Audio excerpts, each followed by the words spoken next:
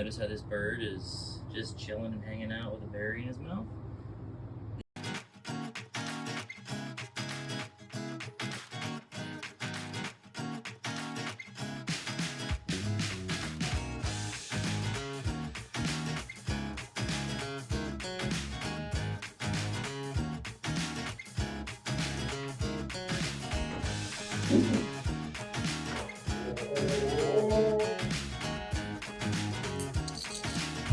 So, interesting fact, the cedar waxwing likes to eat berries and things off of trees.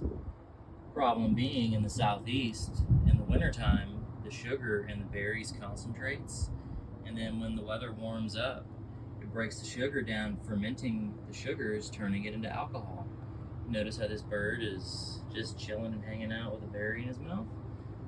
This bird is drunk off